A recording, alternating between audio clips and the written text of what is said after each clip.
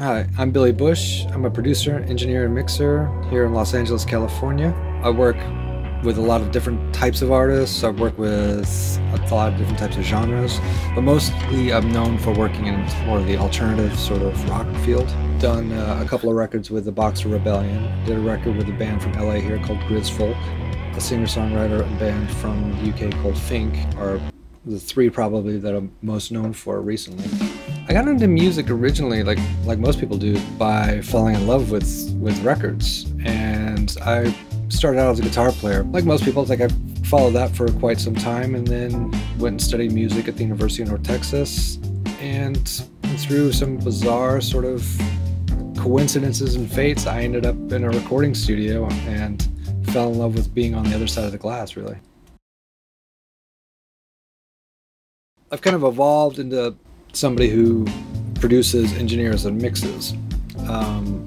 And sometimes I do all three, and sometimes I'll just do one of those three things on a project, and I view them all separately. Like for me, producing is the most stressful, but also most rewarding out of all of them, because you really have the responsibility of looking after and caretaking somebody's career and their artistic output and trying to get what they want to convey across in the way that they want to convey it.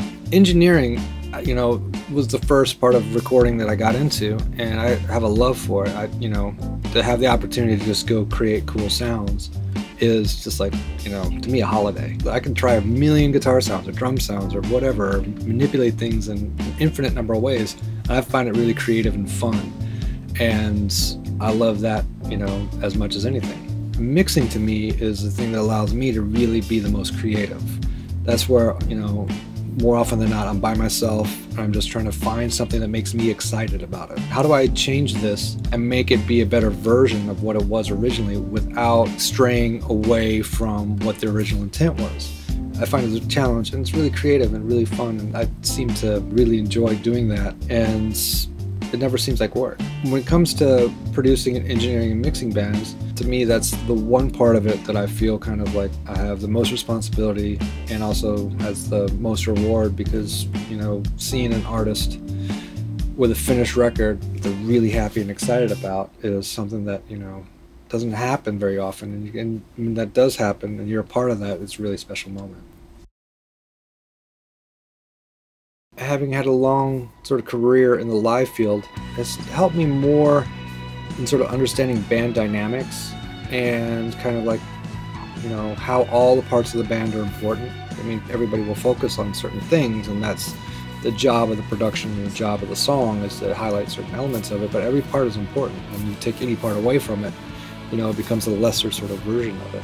That feeling of like a group of people playing music and having something magic happen is something that happens far more often live than it does in the studio, because people are really a lot of times too focused. So that sort of trying to capture that magic is something that is an endless sort of quarry to try to find.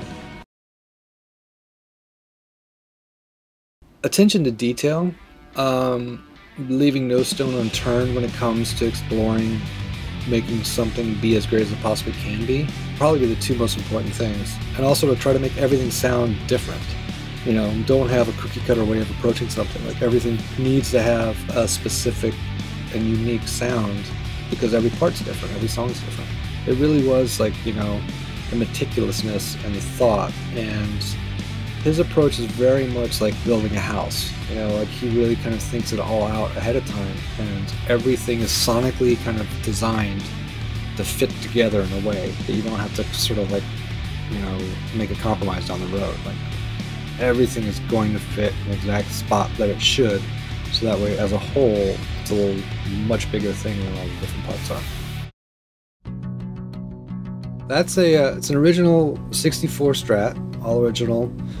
I bought that 15 or 20 years ago, and at the time it was the most expensive thing I'd ever bought in my life. And it's really particularly cool and special because the late great B.B. King signed it. So it's got incredible mojo, and it sounds absolutely stunning, and it's by far my favorite guitar on the planet.